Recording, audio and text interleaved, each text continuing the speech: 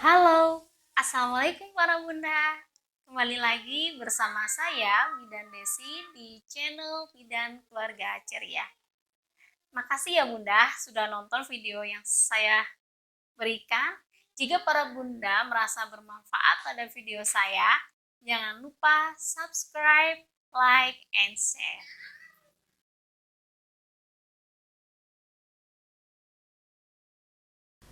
Kali ini saya mau membahas mengenai apa sih fungsinya USG pada ibu hamil dan apakah aman USG pada ibu hamil. USG kandungan adalah alat yang digunakan untuk memeriksa kondisi ibu hamil dengan menggunakan gelombang suara. Dengan pemeriksaan USG, ibu hamil bisa mengetahui kondisi janin secara detail. Apakah aman untuk ibu hamil dilakukan USG? Sangatlah aman karena alat yang digunakan itu menggunakan gelombang suara.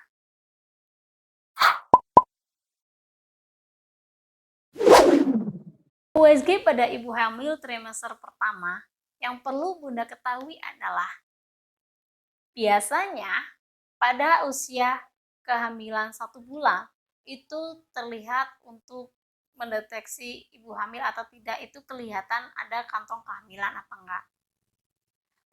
Selain itu, biasanya pada ibu hamil usia kehamilan pertama itu dilihat perkembangannya, kehamilan ini normal atau tidak. Maksudnya apa?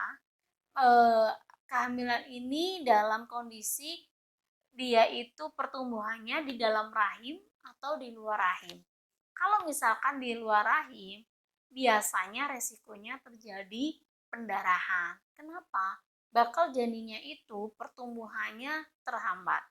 Karena kalau di luar rahim itu biasanya resiko terjadi penempelan bakal janinnya itu di sel tuba di saluran tuba falopi, di ovarium. Takutnya kalau tidak berkembang itu resikonya terjadi pemecahan.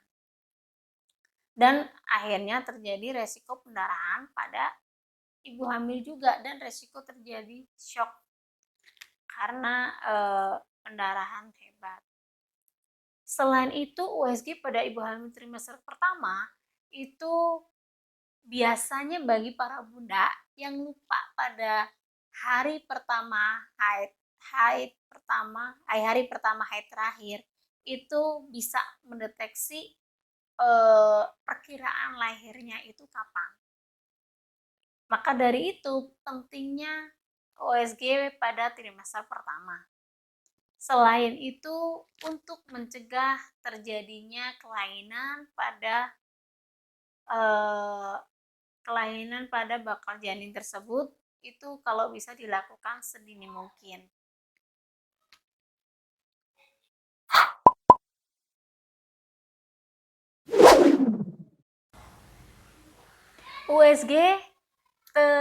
USG untuk trimester kedua itu fungsinya buat para bunda untuk mengetahui pertumbuhan dan perkembangan janin.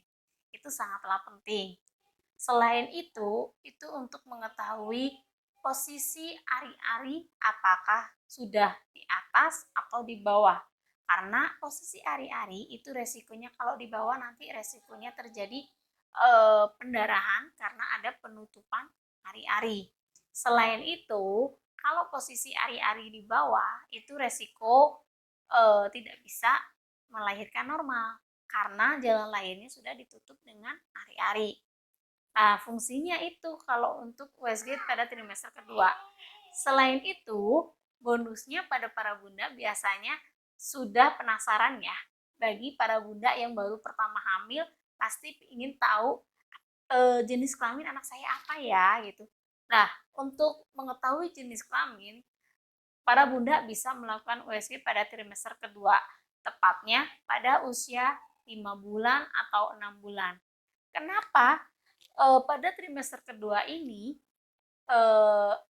janin bisa dilihat jenis kelaminnya karena rahim karena ukuran janin itu tidak terlalu besar, sehingga posisi janinnya juga masih bebas. Jadi alat kelaminnya mudah untuk dilihat. Selain itu, USG trimester kedua itu fungsinya juga untuk mengetahui apakah cairan ketubanya itu cukup atau tidak, dan apakah terjadi resiko infeksi pada cairan ketuban.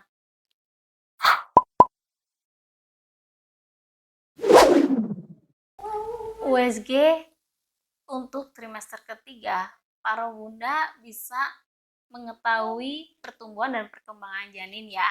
Karena biar apakah tahu janinnya itu berat badannya normal apa enggak. Selain itu, posisi janin yang di bawah.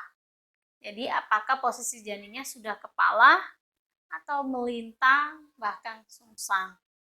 Selain itu, untuk mengetahui kelainan pada plasenta atau ari-ari, apakah ari-arinya itu menutupi jalan lahir atau tidak.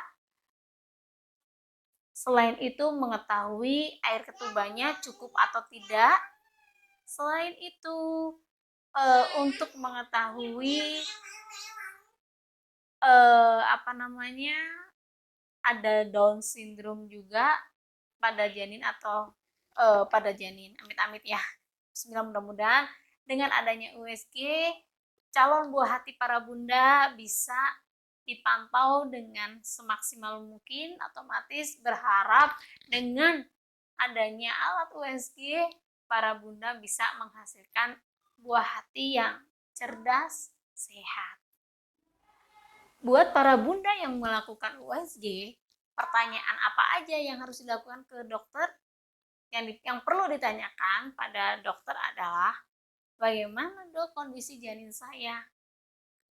Terus ari-ari saya bagaimana? Apakah normal? Dan bagi para bunda yang hamilnya sudah memasuki trimester ketiga, tanyakan air ketubannya bagaimana, cukup atau tidak. Apakah ada lilitan tali pusat pada kepala janin? Itu penting banget. Kenapa? Karena kalau ada lilitan tali pusat, apalagi yang erat, itu nanti mempengaruhi pada saat proses persalinan. Kalau misalkan longgar, itu ada kemungkinan berhasil untuk melahirkan normal. Akan tetapi pasti akan dipantau secara ketat, karena dengan adanya lilitan tali pusat yang erat itu untuk mempengaruhi kondisi distres janin juga. Sekian informasi yang saya berikan pada para bunda.